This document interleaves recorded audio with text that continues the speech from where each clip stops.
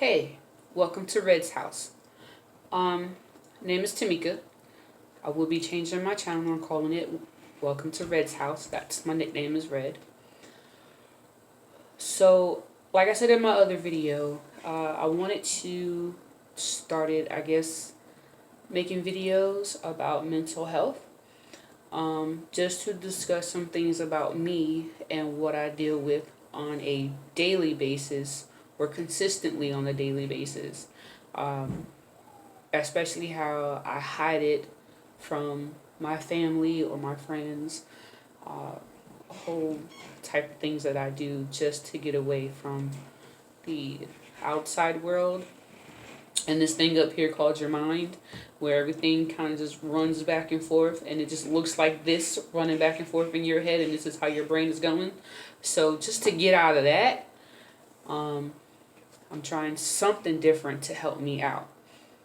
But before I get into this video, I want to let you know that this is a serious video because one is about mental illness, two is pretty much about me and what I deal with and what my symptoms are and what I stress for myself. I will say what they are, go through the things, and go through the definitions that I picked up off of line, but kind of put it in my own words. I also want to say that some of the things that I may say could be a trigger to anyone that's watching this video. So if you don't want to hear anything that deals with depression, sexual assault, post-traumatic disorder, any type of depression, suicide, or anything like that at all whatsoever, then I would suggest that you do not watch this video. If you believe that you can handle all of the things that I'm going to say, then watch the video. But if anytime during the video, if you feel like you can't continue with the video, then shut it off, go somewhere else, do whatever it takes. But again, this is more of me dealing with what I'm trying to deal with. So, let's get into this video. Take a swig of some water real quick. Throat's a little parched.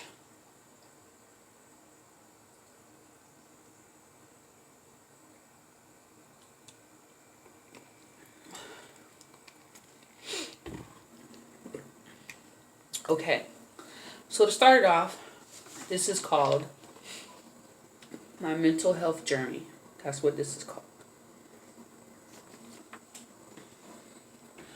Okay, when people say mental health, mental illness, some people don't want to hear about it. Some people will be like, well, what is that?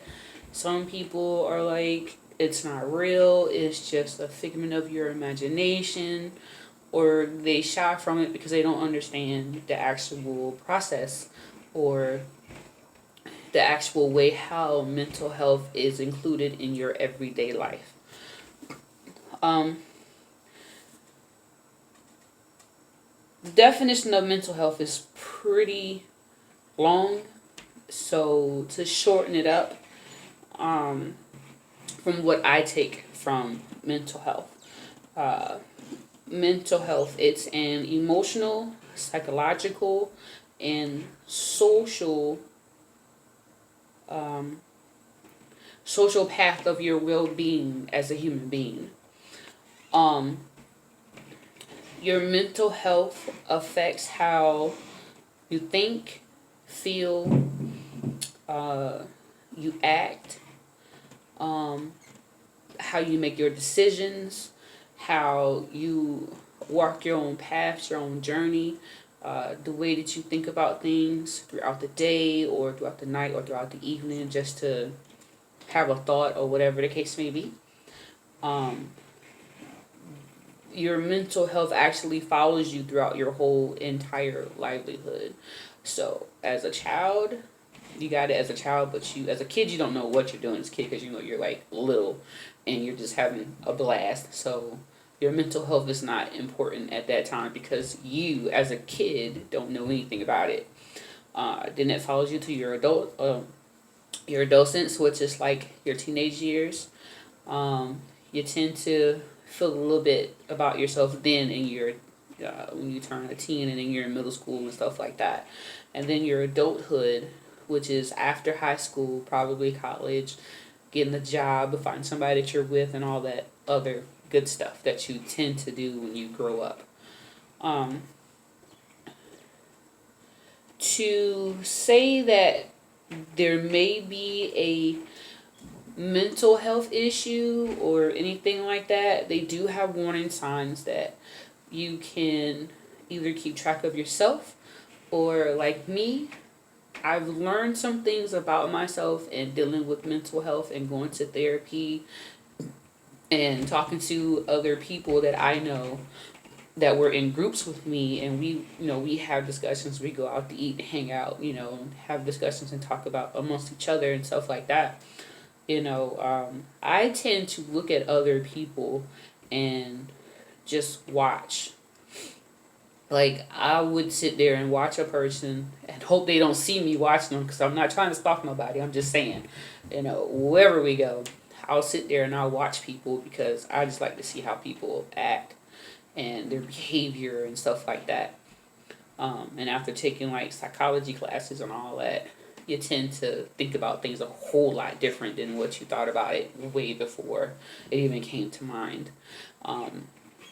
But there are warning signs that show that your mental health is either starting to become a thing that's affecting you, or that you don't really notice, but other people notice.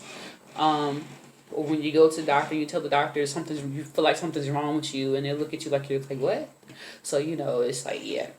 But the warning signs are long-lasting of sadness, irritability, extremely high and low moods, excessive fear, worry, anxiety, social withdrawal, dramatic changes in your eating and sleeping habits. That's kind of how the mental health section really goes and flows through what it does. But with me, I deal with depression. So here's depression. And there are different types of depression. Depression itself, it basically means it's a common but serious mood disorder, which usually lasts up to 2 weeks, and then it goes away. If it lasts longer than 2 weeks, then it's a whole new thing. It's more or less like, like everybody deals with death, including with what's going on in the world today. With the pandemic that's going on now around the whole world, and how we have to be by ourselves or in our home, and we can't go visit our family or our parents or whatever, and somebody that we know or a friend that we know or anybody that we know that may have it, and then you can't go and hang with them and talk to them. You can talk to them like on the phone or through FaceTime or a video call or whatever, or Skype or something like that, but you can't go and physically be with that person. That changes your mood. It changes the way that you feel on the inside, because this person that you've always been with, you've been always talking to and hanging out with, having a good time with, and now all of a sudden you can't do that. So it's like, I can't go see my bestie, I can't go be with my friend or whatever, so it's just like, oh, okay. That is like I want to say a temporary feeling of how depression starts with some people, especially if some people don't even know that they have depression or don't even think they have it, because they just been doing whatever they've been doing through their livelihood and through their times and everything else, and nothing has taken place. And then and they don't know it. So then, like,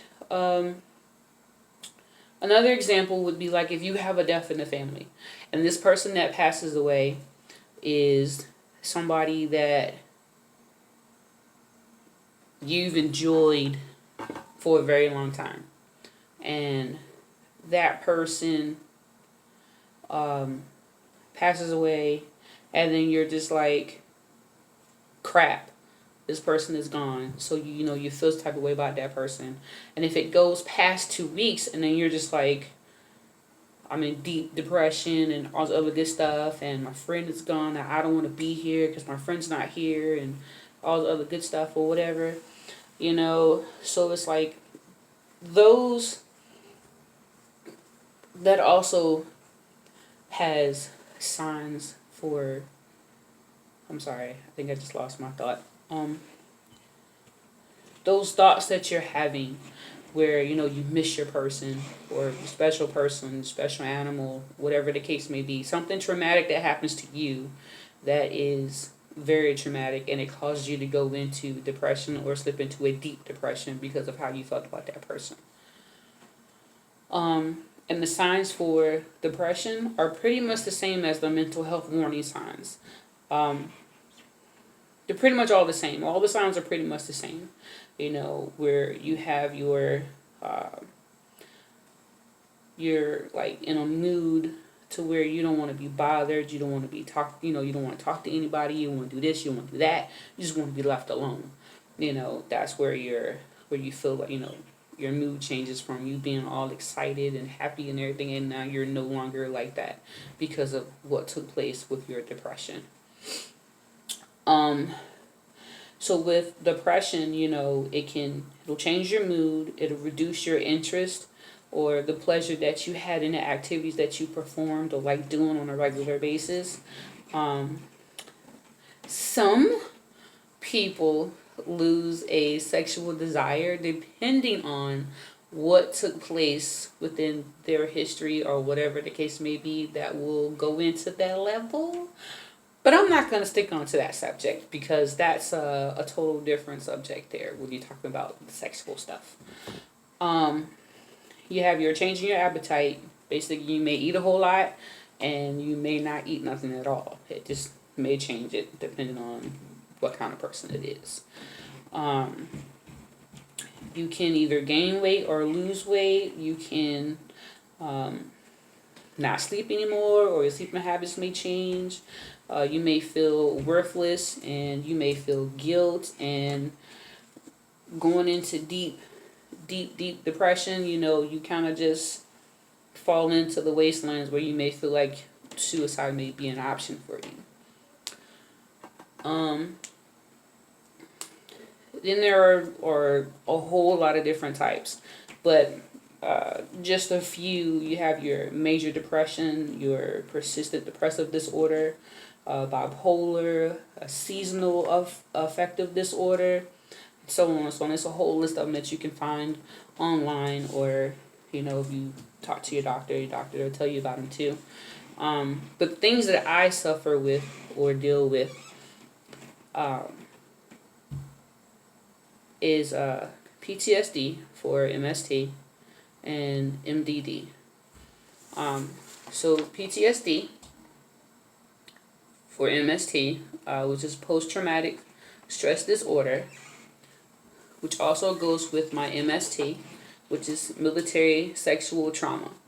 You can see all the branches up here, as well as in the little letters. If you can't see them, it's like all of the different types of officers, enlisted personnel, senior chiefs, non-commissioned officers, warrant officers, and any person that's in the military, whether they're active reserve or veterans.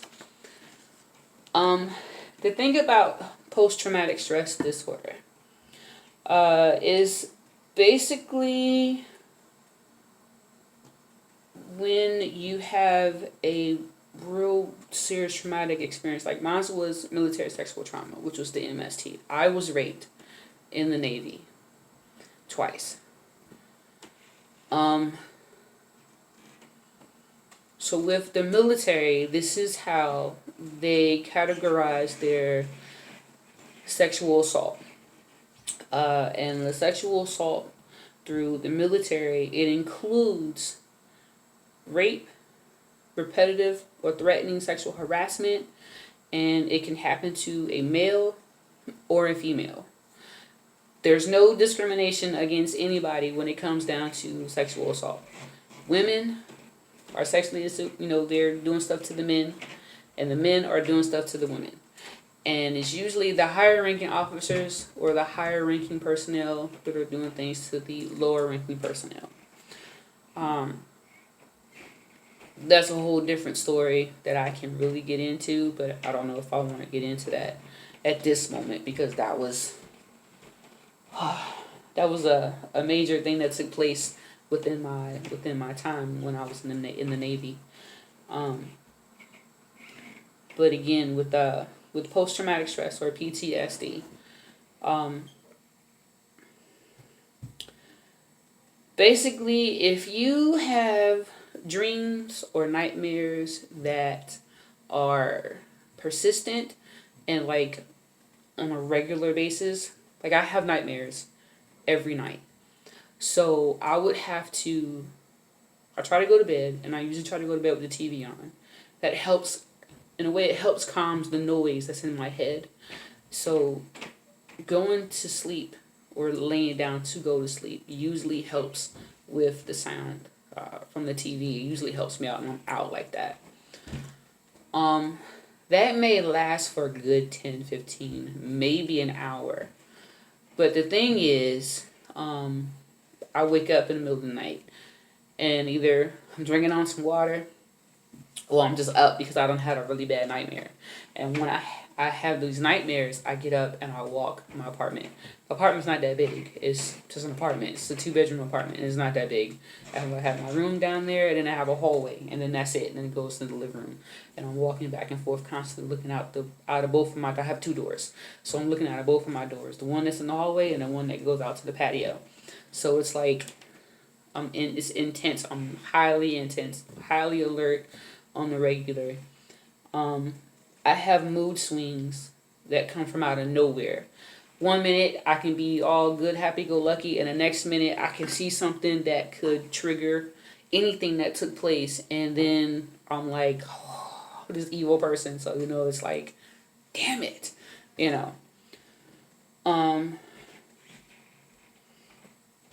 Here lately, I've started having anger outbursts, which is where I'm just chilling, and I can walk into a room or to the kitchen or whatever, and something can be out of place.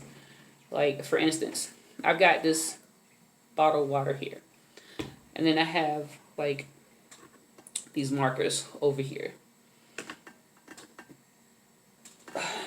Like, look. Okay. So, like, I got these markers right there. If you can see them, they're right there. And I've got my water right there. I can come in the house and my markers will be set like that, the way that they're set in color sequence or whatever. And I can come in and they could be like that. That little movement right there from my markers would set me off. And then like,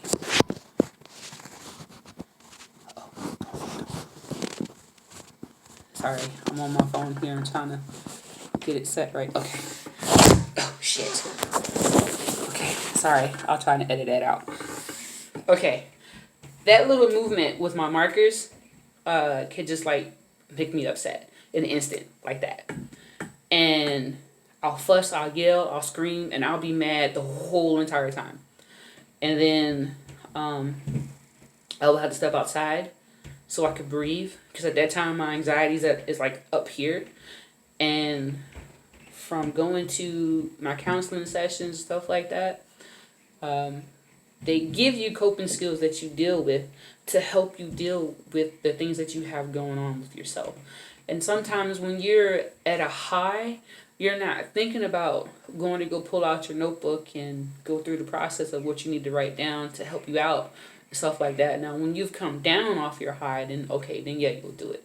But beforehand, there's no way that you'll do it.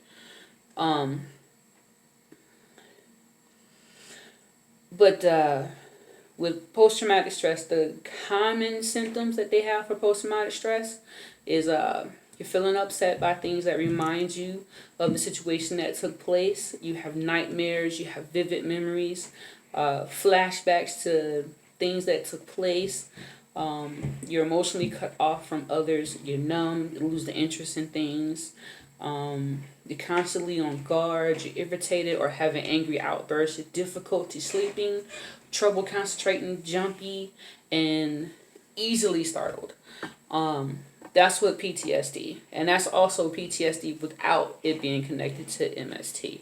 Like your soldiers when they go to war and they come back, they've been going back and forth to war, and then they come back and they're like easily startled and this and that. It's because of the PTSD that they had to deal with while they were doing what they were doing, and as long as they kept busy, they didn't have to think about it. It's just that the MST, which is the military sexual trauma, is just something different that's added on to the PTSD, because you go through the same symptoms as the PTSD, and the military sexual trauma itself, like it's like a band-aid, like it holds together everything that's taken place with that. And all those symptoms I described to you is everything that I deal with on a daily basis, constantly. The last thing that I have here that that's also diagnosed of myself is called MDD, which is major depressive disorder, also known as clinical depression.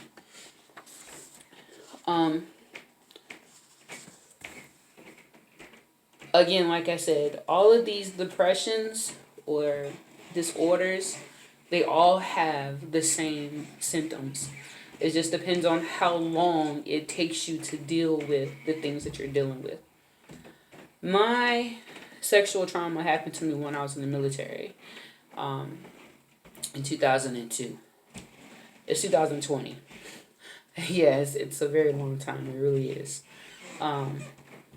I was married for some time, and as a child, there were things that I went through to where I was depressed, and this is where I would want to say this is where the MDD comes from, because as a child there were things that I did that I felt kind of like I wasn't there all the way, but as I got older I kind of suppressed it, and once I got to high school and then went in the military, it just seemed like as long as I kept myself busy, I didn't have to think about anything. And that's just kind of how it was. As long as I was busy, I was good.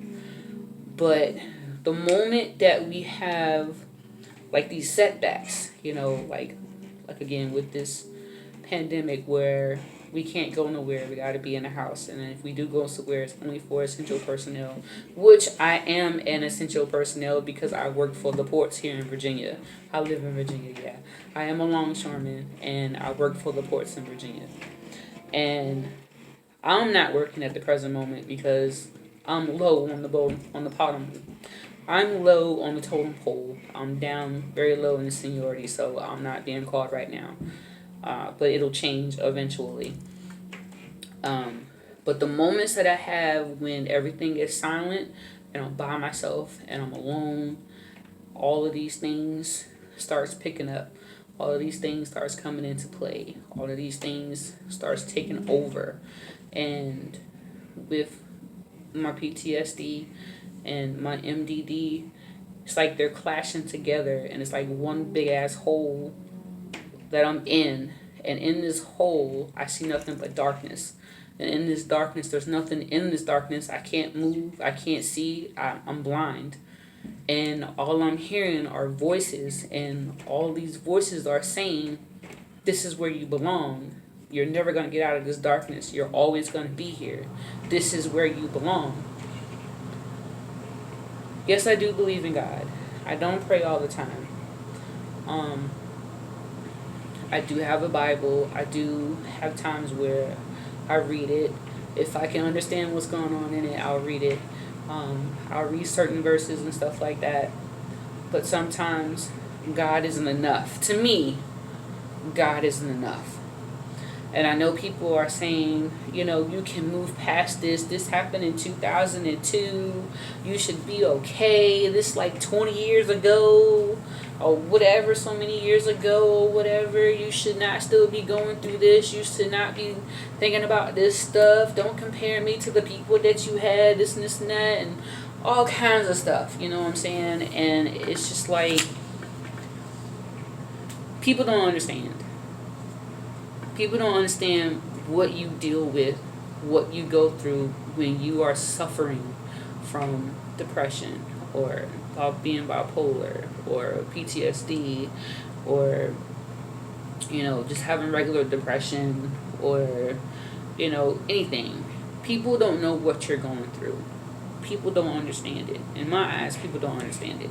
Because no matter how many times I sit here and I try to tell somebody what I got going on or what I'm thinking about, they always want to say, that stuff happened a long time ago. You shouldn't still be thinking about it. It's over. It's done with. Get over it.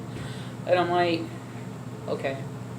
I can't get over that. I really can't. Because if I'm doing something with somebody that I'm with and something happens, then I've just been triggered by that person. Then I can't do anything else. So it's just like, I don't know. It's hard. It's really hard to explain.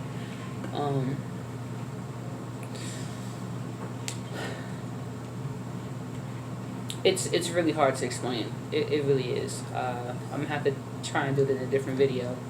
Right now I think I'm at about 20 some minutes. So what I'm gonna do is I'm gonna go ahead and end this video.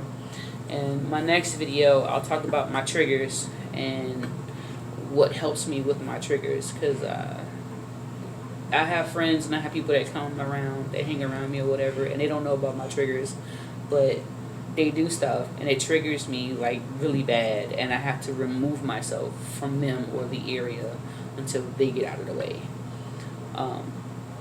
So again, this is about my mental health journey, and I explained everything about what I currently have, which is PTSD for MST and MDD.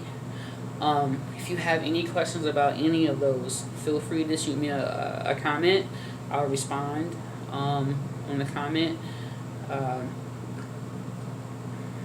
Until then, my next video will be about my triggers and probably how I deal with those. So if you like the video, then hit the like button. Please subscribe and then hit the bell to receive my notifications on more videos that I'm going to be posting here later and in the future. Thanks for stopping by Red's house. You guys have a good night.